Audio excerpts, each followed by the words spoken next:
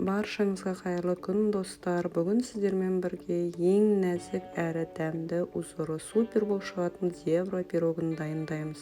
Ол үшін бізге жұмыртқа қажет. 4 жұмыртқамызды ыдысымызға жарып аламыз. Жұмыртқамызға қантымызды саламыз. Ағарғанша миксерлейміз. Байқасаңыздар, түсі біртіндеп ағарып келе жатыр.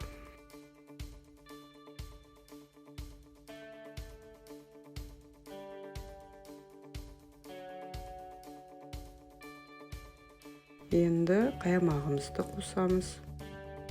Қаймағымыз біріккенше араластырамыз. Қаймағымызды араластырған кезде тестіміз жікке болады. Сұйық майымызды қосамыз. Бір келкі болғанша араластырамыз. Ұнымызды 3-4 рет бөліп, еліктен өткізіп қосамыз. Ұнымызды міндетті түрде еліктен өткіземіз, себебі еліктен өткізгенде пирогымыз пышный болып шығады. Пирогымыз отырып қалмау үшін ұнымызды міндетті түрде 3-4 рет бөліп қосамыз.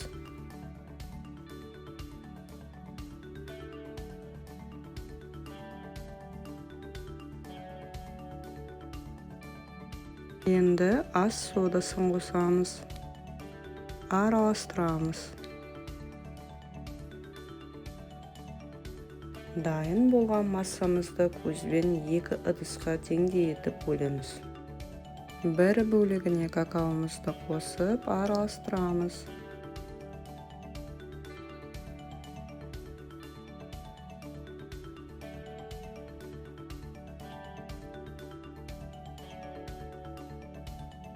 Табамыздың ішіне пергамент қағазын жаямыз.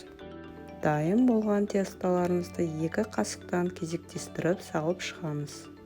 Міндетті түрде 2 қасықтан салыңыздар, себебі узоры супер шығады. Егер 1 қасықтан салсаңыз, онда узоры дұрыс шықпай қалады. Мен какао тестімді соңғы жағында 1 қасықтан салдым, себебі какао тесті ақ тестіге қарағанда азайып қалды.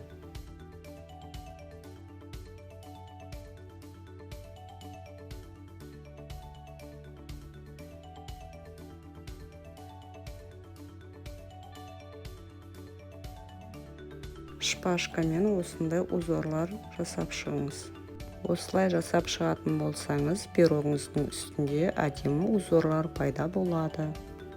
Алдын ала қызып тұрған пеште 180 градуста 30-35 минуттай пісіреміз. Пирогымыздың піскенін шпажкамен анықтаймыз. Шпажкамыз толықтай құрғақ болғанша пісіреміз. Пирогты толықтай пісірмей пештен алсаңыз, онда өз формасын жоғалтып отырып қалады.